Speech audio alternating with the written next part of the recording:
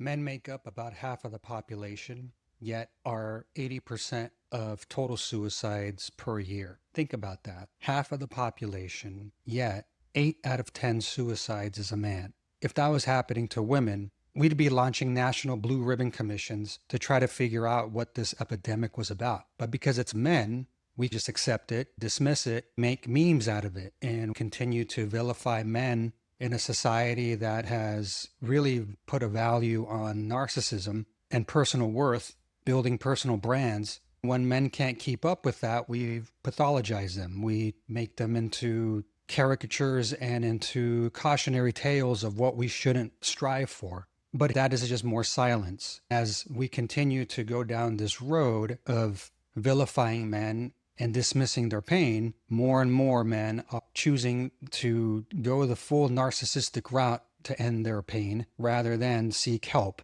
That is because a common refrain here is that the mental health industry, which is 80% dominated by women, isn't made for men. We could have a conversation about how men created all the models and are the ones in academia who created all the interventions and theory. Absolutely. But that was as a result of pathologizing women. That's why men created all those frameworks. It wasn't specialized with other men. Because if we go back to Freud, Adler, all these early psychodynamic theorists and practitioners, all these people were working to apply a model to female sensibilities, which today isn't working, obviously, because when you see statistics, 80% of all total suicides are men, that pretty much is an indicator of systemic failure. So today, as we wrap up Men's Mental Health Awareness Month in the month of June, we're going to take a moment to talk about how the industry has significantly failed men and how it continues to fail men and how people become so reactive when you say that because they want to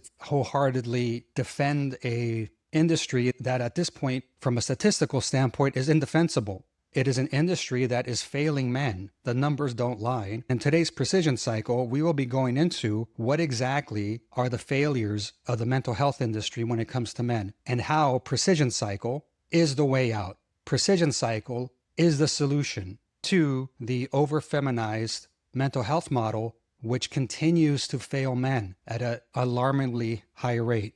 Thank you for joining me today. My name is Enrique Arteaga. This is Precision Cycle, brought to you by Elevate.io. Let's open it up. We're not here to politicize anything. We're here to just give facts and to put the data out there. Every number that I'm going to be citing today comes from the U.S. Census Bureau. It comes from the CDC. It comes from the World Health Organization. We can sit here and debate about whether or not these organizations are valid or not because they've become in political debate. The reality is that these organizations are just tracking numbers that are reported by hospitals, by the healthcare industry, and are giving us as accurate data as we can get. So let's look at what accurate data looks like. We'll begin with America's original father wound. 25 million kids live without a father. That's not me making up that number. That's coming straight from the Census Bureau. When we look at the numbers clearly, from 2008 to 2013, approximately 1 in 4 children, from 19.5 million to now 25 million children, live in the United States without a biological father present in the home. 1/4 of every child lives without a father. That trend since 1980 has gone from 19.7% to what it is today, 25.1%. The proportion of single fathers has significantly grown. What are the impacts here to society? The impacts, as the research shows, are very clear. 85% of incarcerated youth come from homes without any father. Poverty, dropout, addiction, teen pregnancy, all higher in homes without a dad. Youth suicide, according to the U.S. Department of Health census data, 63% of youth suicides are from fatherless homes. There's an increased likelihood of behavioral disorders, delinquencies, and youth crime with no father in the house. And so if we look at all the numbers, 2018, nearly 22 American children had a parent who lived outside of the household. Roughly 36 million men who fathered the 74 million American children under 18, about 9 million do not live with their minor children. A significant portion of non-custodial fathers do not pay formal child support. 2/3 of these do not pay any formal child support. So when we look at it from a sheer numbers perspective, there is a father wound that exists naturally in the United States at the moment. We tolerate a quarter of our children being raised without father figures. And that number will be increasing, extreme rate at which we continue to incarcerate and separate men from their families. There's a lot to be said because there's an argument to be made about the term deadbeat dad and how that's thrown around in society. Society has created this mechanism where the chase for narcissism is the last resort for a lot of these men. We see the silent epidemic occurring in this country. Men 45 through 64 lead those suicide numbers. That is because of financial ruin. That is because of divorce. That is because of identity collapse that occurs in a society that values the creation of someone's personal brand. And thus, when we're not getting there, men retreat back into their narcissistic coping skills, which leads to an end result of suicide. Men 85 and older, these are men that are abandoned by their family in hospice care, who would rather take that decision themselves than have to live in a world where they've essentially been abandoned by everyone who once claimed that they loved them. Those are the two groups that are leading that 8 out of 10 suicide rate. So that begins to paint a picture about how society really starts to throw men away after they've been unable to keep up with society, or after they've realized that they may have gotten into relationships too early and married too early and have gone through significant issues that may have set them back in life. Male suicide is what happens when the world says you're not useful anymore. And therapy tells you to just sit with your feelings. That leads us to what's currently happening in the mental health industry. These men who are significantly struggling to find purpose in life, try to make a family and a name for themselves, then come across hard times. Society throws them away. When they seek help, and what ends up happening is they end up finding a therapist that 8 out of 10 times is going to be a woman, who is going to then apply a female calibrated intervention to their male pain. And we started the show earlier by saying, yes, men did create the therapeutic models that we currently operate in. Freud, Adler, Jung, even if we go to modern days, Bernberg, Lacan, these are all men, absolutely. But they're doing that to pathologize women. That was the whole point of all their work, was to understand how mental health was pathologizing itself through the female brain. And when we have an industry dominated by women who are now applying a more process-oriented component to mental health, it's no longer about resolution. It's about emotional performance. How does that make you feel? How about we sit with that emotion and try to find a way to breathe through it? Can you do this deer man exercise and see if you can maybe find different pathways, as opposed to trying to recalibrate someone using logic, reason, and data to find ways to shift people away from their narcissistic pulls? And so a man says, I'm lost, and gets told to journal.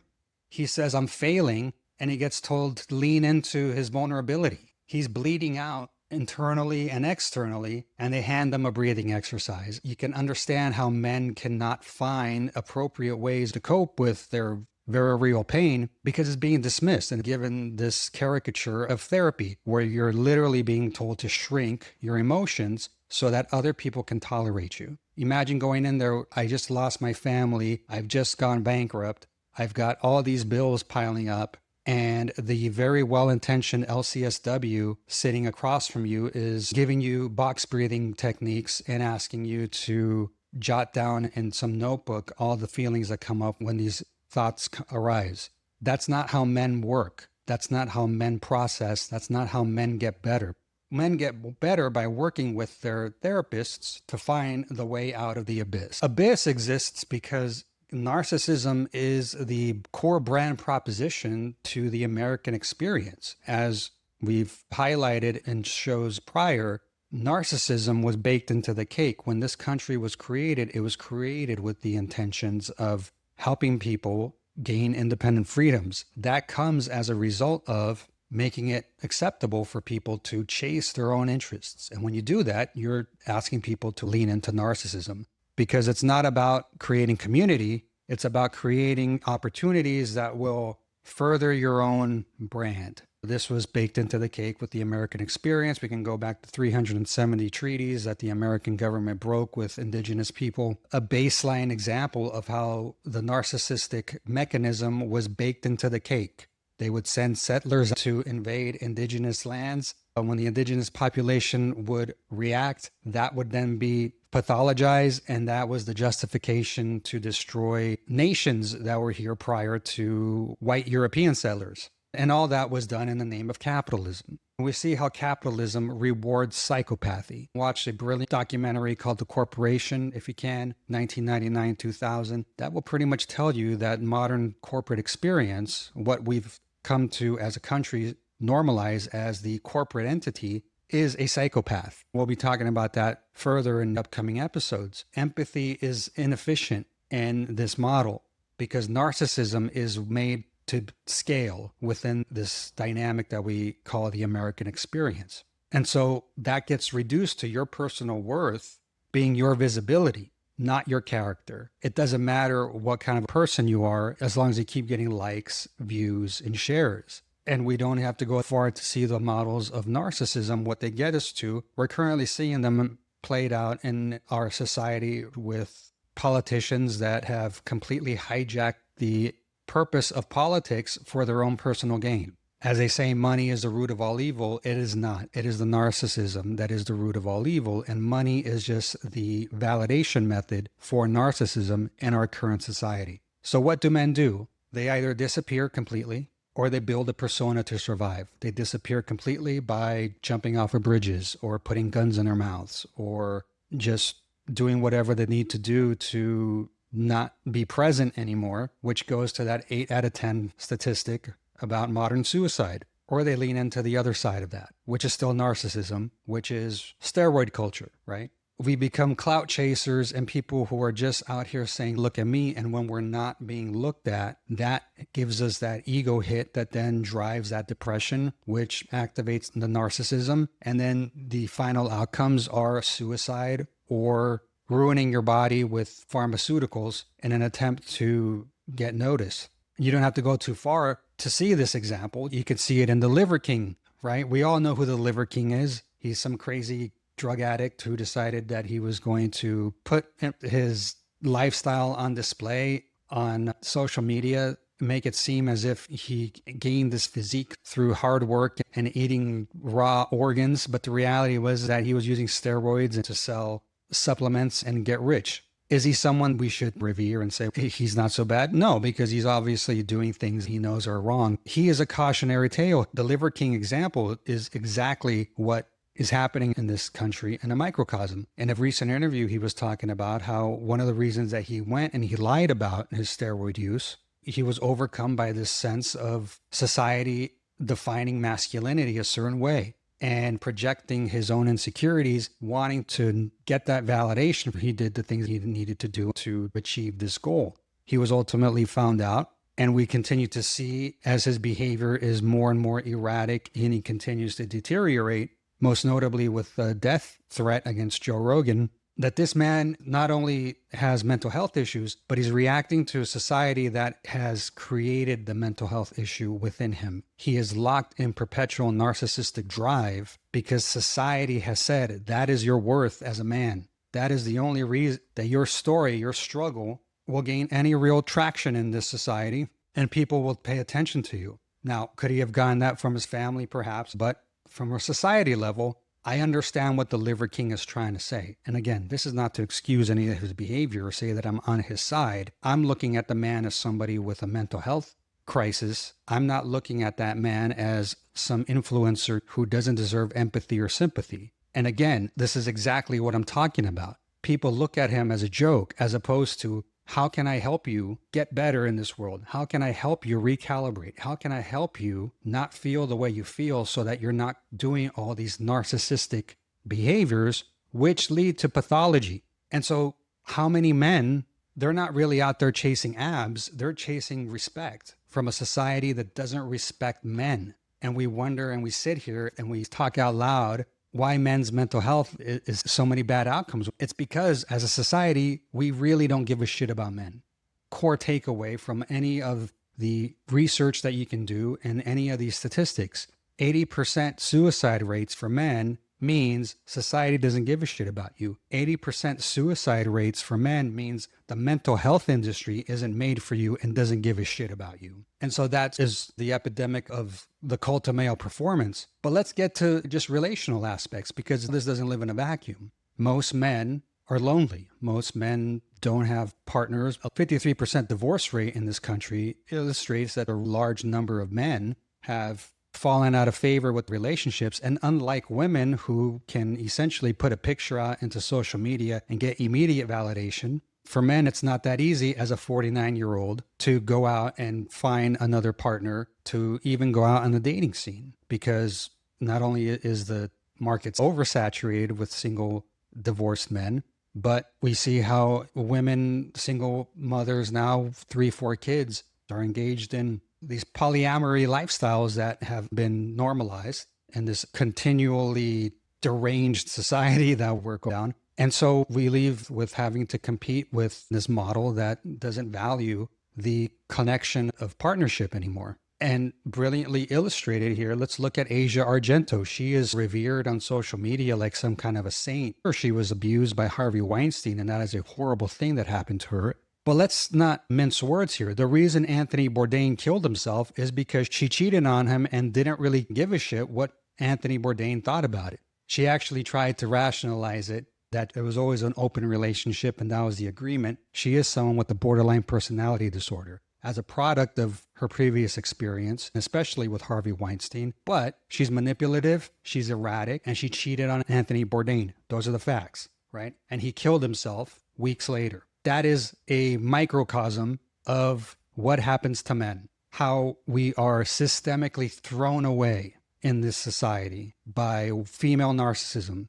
that is reinforced in a female-dominated mental health industry. And people can go on the comments and berate me all they want. I don't appreciate the message when 80% of female-dominated therapists continue to lead 80% of the suicide rates for men. That's telling me that's not an effective model. You don't have to sit here and wonder why. It's just there's non-compatibility there. And the culture saw her as a tragic icon, and they continue to see her as a tragic icon. But where's the compassion for him? Oh, he was always troubled and he had a long history of drug abuse and his own struggles and issues. Oh, that's bullshit. This woman led him on, broke his heart, and the only way he had to cope with it was to take his life. And if the roles were reversed, if he had cheated on her and she had died, there'd be a documentary on Netflix right this moment and hundreds of hashtags, and people would cancel him and he would never have a career ever again and no one would ever take him seriously. That's the double standard in this country. And we could say that's a product of the patriarchy. We can't hide behind these tropes because we live within a society that is what it is. We're not going to change it overnight because the world's not perfect. The world is set up a certain way. And we can say the patriarchy sucks, but we can also say, hey, you love your iPhone, and that's a product of that patriarchy. So whether or not it sucks, the reality is that men don't receive the empathy that women do. That is what male suffering looks like. Criminalized when it lashes out, ignored when it turns inward, and then romanticized once the person's already in the coffin. And so this kind of leads us to this way of thinking about masculinity. The courts, the judicial system here in the United States is one of the biggest components of why male suicide continues to climb. They've industrialized the masculinity shame complex to a point where it even labeled it with deadbeat dad. But deadbeat dad is rarely about absence. It's about inaccessibility. Non-custodial fathers are bled dry, alienated from their children, and treated like criminals. And so this is the thing in society. How many tropes don't we see on social media? Women don't want fathers. They want funders. But a check by itself never raised a child. And that's the thing that in society we value, the fact that if you are going to have the child, at least have the means to pay for him. And we see how that's just a recipe for just continual disaster. I'm not saying let's get rid of child support. What I'm saying is you can't just go and call men deadbeats when they've fallen out of favor at their job or their boss decides that they no longer need their services and they're down and out and it's difficult for them to find work. We can't sit here and criminalize that. We can't sit here and pathologize that. We have to say, hey, as a country, how can we be more empathetic towards men who struggle to maintain and keep up with the Joneses. That seems to be the prevailing American theme here, and value the financial contribution over the very spiritual and cognitively developmental components that fatherhood and fathers bring to children. We're left with dichotomies here, right? We're left with, you either go suicide route or you go the trend bro gym culture route. Both of those narcissism. And then we have a whole swath of people in the middle here who aren't suicidal and not juiced up. They're just tired of being told their pain is privilege, tired of being gaslit by their therapists, their girlfriends, the courts, into believing that they're horrible human beings because they show fire and emotion and have goals and dreams and are motivated to do things that build skyscrapers and create all the things in the world that we've come to enjoy as technology advancements. And they're also tired of just saying they're, quote, fine. These men don't need to be pathologized. They need to be recalibrated. That's what Precision Cycle offers. Structure, mission, identity. You operationalize your own self-respect through self-actualization, through understanding the limits of your narcissism and working to find new pathways for cognitive growth, learning to instill proper boundaries which support the development of your masculinity and the natural outcomes that come out of that.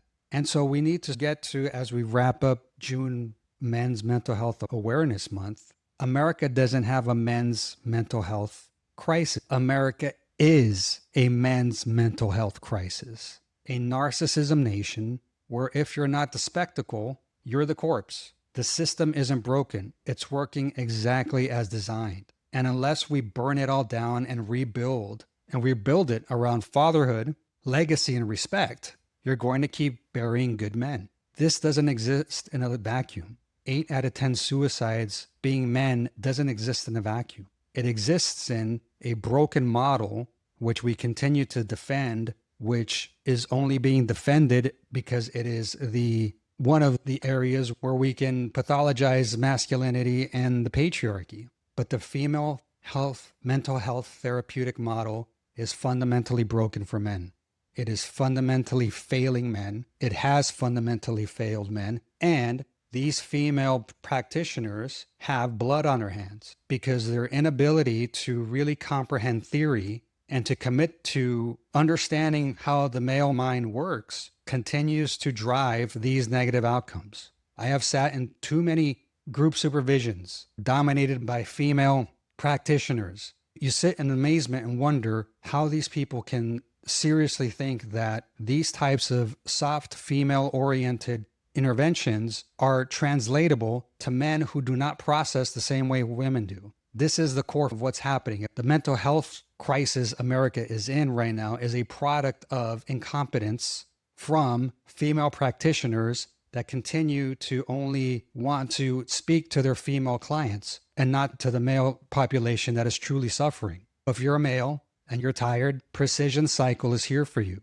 because you come and you sit down and we take the words that come out of your mouth, run them through software, deliver to you a quantitative pathway to wellness. And it's not something where you're going to continue to be going to your female therapist, sit there on their couch and process for years and never get anywhere. You're going to come in here, speak to me, and after one session, you will receive quantitative data and a roadmap forward, because you don't need a process. You don't need to do hand-holding CBT forms. You don't need to journal. You need to actually see the data and recalibrate in a way that will move you forward. Here's the thing. Today's the last day of June. DM me today. First 3 clients to DM me today will receive a free Precision Cycle assessment. That is a $300 value. DM me today before midnight. You will receive a free Precision Cycle diagnostic session and a free diagnostic roadmap session.